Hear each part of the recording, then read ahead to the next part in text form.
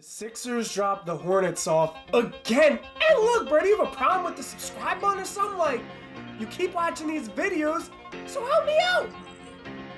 Anyway, this starts with the offensive playbook. You know me, bro. Let's talk about it. Doc Rivers' simplification of the Sixers' offense prompted a huge increase in efficiency. Through the first 7 games of the season, the Sixers are shooting 47% from the field, which is their highest mark since 2013. This outcome exemplifies why the Sixers are flashing players in the dunker spot during post-ups. Joe warrants so much defensive attention, especially in the paint, that PJ Washington slid up to play help defense and left Tobias all alone in the dunker spot. Early in the season, the Sixers have shown a lot of high post, low post looks. This is used primarily to find and exploit mismatches and bust defensive zones. But it also helps in spreading the floor because the defense has to pay attention to both spots. Another simple design that's been a constant in the Sixers offense is double screens for the ball handler, with one screen popping and the other rolling. The floor spacing has been unbelievable this season, and that alone is a catalyst for offense. Joe catches this in the post with 3 shooters around the perimeter and 2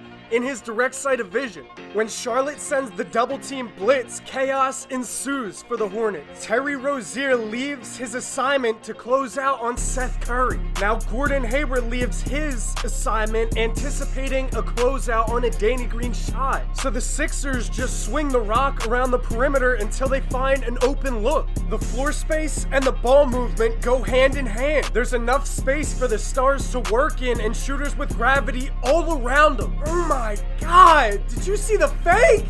Who are you guys looking at? He doesn't have the ball. With this increased floor space, Devontae Graham, do you think you're slick or something? He sees you. Ben and Joe can read and react and catch defenders lacking. Joe gets it in the post with essentially 4 out and 1 in. Even though the spacing and the shot was good, that's not what I'm looking at. Watch Seth Curry here. Once he recognizes the pass is going to Joe in the post and not him, yup, I'm out of here. He's gonna try to run and stack the opposite side of Joe for better spacing. That right there is role definition and one of the differences between Doc Rivers and Brett Brown. Here, Charlotte doubles Joe, and watch how Joe keeps the defense honest. Watch his eyes. He keeps them on a cutting bend but makes a no-look pass. And then ball movement takes care of the rest. Because Charlotte doubled, they have to rotate defensively to close out. Charlotte scrambles to defend Danny Green and shake Milton, but the double team they brought earlier in the possession forces someone wide open. So Danny Green makes a skip pass and finds Seth Curry,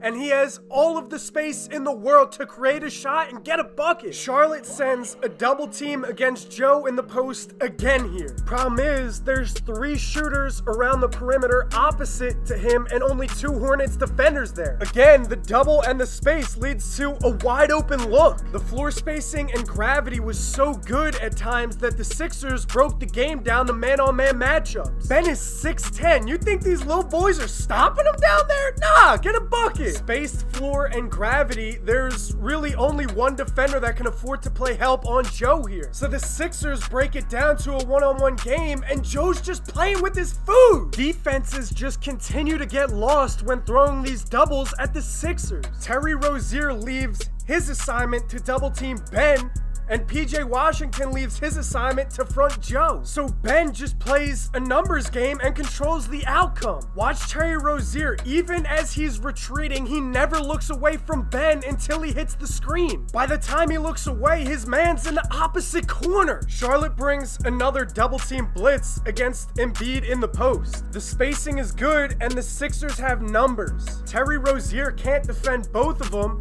so Joe uses his eyes to make sure Terry follows a cutting Ben, and then he passes above him. This is another clean look for Philly because of double teaming Embiid and the floor spacing. Ben starts to cut off ball, which forces Miles Bridges to step into the lane and play help. Again, Philly disorganized Charlotte's defense simply by Embiid's or Simmons' presence and got a clean look because of it. Even in the second unit, the ball movement looks solid. And Simmons' scoring production is down, but he's equally, if not more, impactful than ever before. Ben continues to push pace and oh my God, weight room and slash. In the open floor, he's just, oh my God, he made that boy dance. Anyway, in the open floor, he's just as dangerous as anybody else in the league. Ooh, just one dribble? Just watch at how defenses play him in the open court. The Hornets have 5 guys back on defense, and 3 of them have all of their attention on Ben. And this is exactly why he's top 10 in assisted 3-pointers made. Listen, bro, I don't slander. That's not me. That's not my thing. But Tobias is making a lot of people look goofy right now.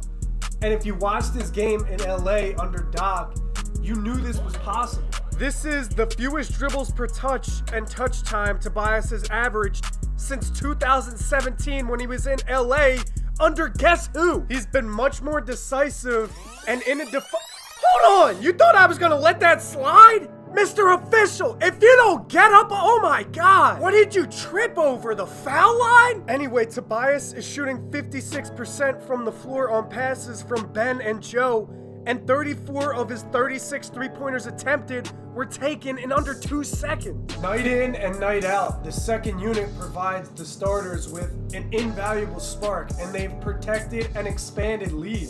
Of 132 qualifying rotation players, Shake Milton has the 6th most points off of the bench and only 6 turnovers and 345 touches. Out of that same 132 player pool, Dwight Howard has the 5th best field goal percentage and the 8th most boards. They've held, given, or expanded the starters' lead upon first entry in 5 of the 7 games. That's winning production. It's way too early to even think about declaring award winners, but this season Joel Embiid has been playing exactly like a most valuable player should.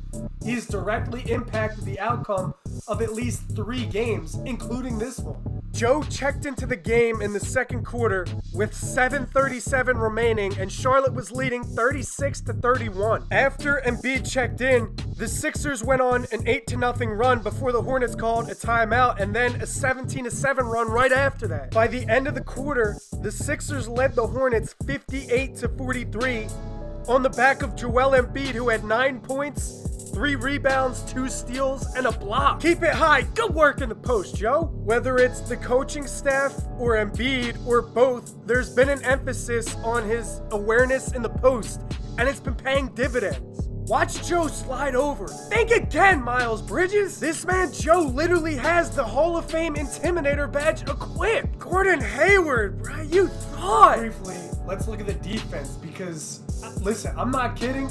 The Sixers are rocking straps. The Sixers keep getting huge individual defensive contributions. Doc Rivers emphasized before the season that the team's identity would be defensive first. And credit to Doc, Dan Burke, Dave Yeager, and the entire staff for justifying that.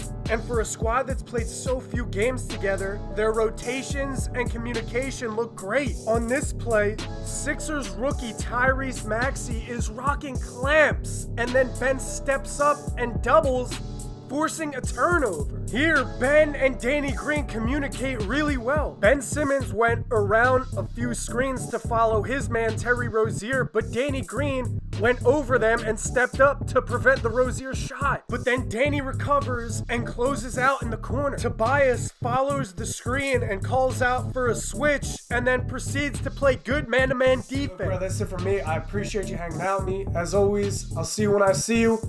And you know what time it is. Stay solid, baby. Stay solid, baby. I'm out of here, family.